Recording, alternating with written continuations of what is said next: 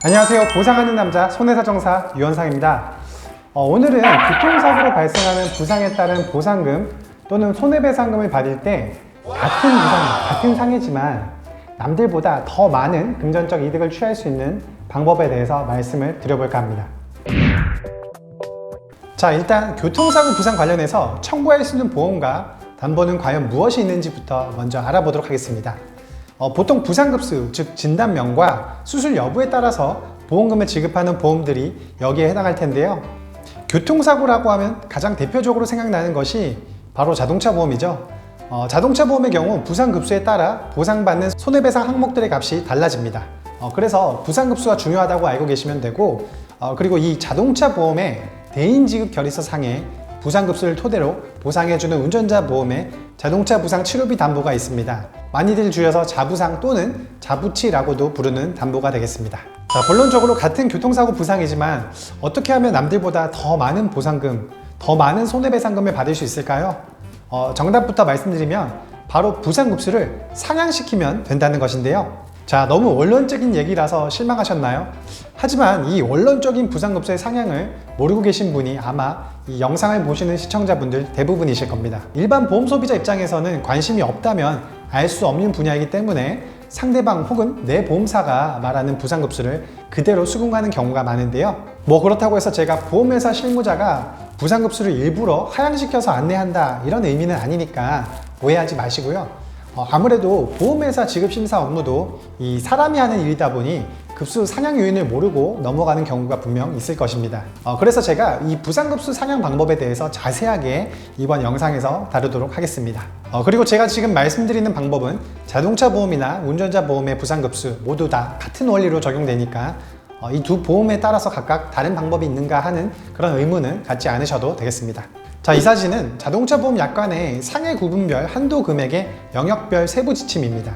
여기서 우리가 알아야 할 중요한 내용만 말씀을 드려보면 병급이라는 상향 방법이 명시가 되어 있는데요. 말을 조금 쉽게 풀어서 설명드리면 교통사고로 인해 2급부터 11급까지의 상해 내용 중 2가지 이상의 상해가 존재하고 이때 가장 높은 등급 기준으로 하위 3등급까지 상해가 존재한다면 가장 높은 등급에서 다시 한 등급을 더 상향한다라는 내용입니다. 즉 상향을 위해서는 2급부터 11급에 해당하는 부상 2가지가 존재해야 하고 이들 간의 격차가 3등급 이내면 높은 부상급수에서 다시 한 등급을 더 올려주겠다는 의미입니다. 자, 예를 들어 볼까요? 교통사고로 여러 부위를 다쳐서 2급과 5급 2가지의 부상이 존재한다면 병급에 해당되어 2급이 아닌 1급으로 상향할 수 있겠죠? 자, 4급과 9급이 있는 경우는 어떻게 될까요?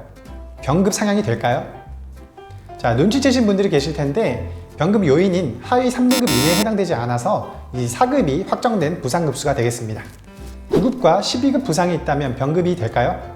네, 당연히 아니죠. 병급은 2급부터 12급까지 상해 내용이 존재하는 경우에만 적용이 된다고 알고 계시면 되겠습니다. 자, 그럼 여기서 예상되는 질문이 내가 입은 부상이 2급인지 4급인지 몇 급인지 어떻게 아느냐라는 질문인데요. 이럴 땐 병원 진단서를 발급받아 부상 병명을 확인하신 이후 본인이 가입한 자동차 보험 약관에 상해 구분별 한도 금액 도표를 참조하시면 되겠습니다. 자, 가장 기본적이고 공통적으로 적용시킬 수 있는 상향 방법인 병급이라는 방법에 대해 말씀드렸고요.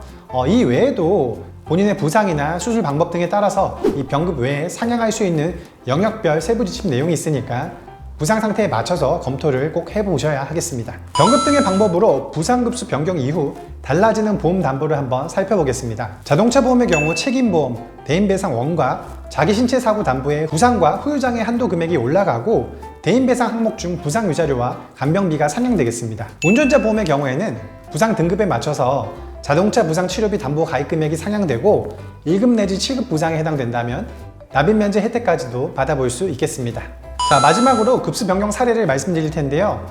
이 사례는 단순 병급 요인에 의한 상향이 아닌 보험회사와 분쟁이 되었던 케이스여서 소개해 드리도록 하겠습니다. 사례자분의 경우 자가용이 폐차될 정도의 큰 교통사고로 이 척추에 압박골절이라는 부상을 당하셨는데요. 보험회사에서는 이 사례자의 부상에 대해 최초 7급 사항 골다공증성 압박골절로 부상급수를 승인했습니다. 저는 사실 이 보험사의 대인지급 결의서 내용을 보면서도 조금 의아해했는데요. 사례자분이 남성분이셨고 게다가 아직 그렇게 골밀도가 안 좋을 나이도 아니라고 생각이 들었기 때문입니다. 보험사가 주장하는 골다공증성 압박골절이라는 의미는 말 그대로 골다공증이라는 질병력에 의해서 이 뼈가 이미 약해진 상태에서 외상이 작용하여 이 골절이 발생한 것을 말하는데요. 골다공증의 수치적 평가는 골밀도 검사상 T스코어 점수가 마이너스 2.5 이하로 떨어진 상태를 의미합니다. 사례자분의 의무 기록 및 검사 결과지를 검토해 본 결과 골감소증에 해당하는 T스코어 점수 마이너스 2.3 수치가 확인이 되었는데요.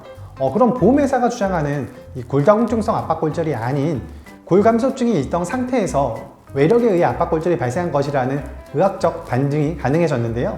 저는 해당 내용을 근거로 이 사례자분의 부상은 골다공증성 압박골절이 아닌 안정형 추체골절 부상급수 5급 사항이라는 추가적 보정서를 제출했고 이에 따라 당연히 보험사가 바로 부상급수를 상향해 줄 것이라고 생각을 하고 있었습니다. 하지만 이후에도 보험회사는 이 골다공증성 압박골절이라는 기존 입장을 고수하면서 끝까지 부상급수 상향을 인정하지 않았는데요.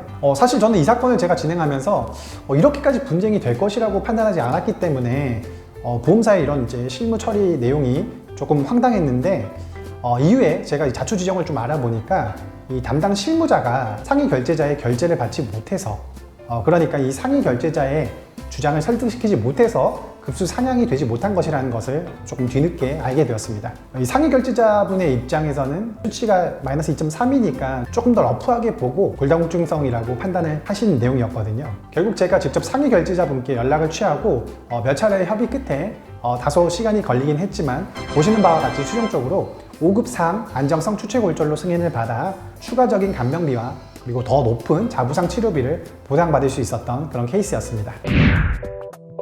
자, 오늘은 교통사고 부상급수를 상향시켜서 더 많은 손해배상금 그리고 더 많은 보험금을 받을 수 있는 팁에 대해서 알려드렸습니다. 오늘 전달드린 정보와 유사한 사례로 보상 관련 고민을 하고 계시다면 주저하지 마시고 영상 상단에 전화번호로 연락 주시거나 문자, 댓글 남겨주시면 상담을 해드리도록 하겠습니다. 자, 영상의 내용이 도움이 되셨다면 구독과 좋아요 부탁드리고요. 다음 영상에서 또 찾아뵙도록 하겠습니다. 이상 보상남TV 손해사정사 유현상이었습니다. 감사합니다.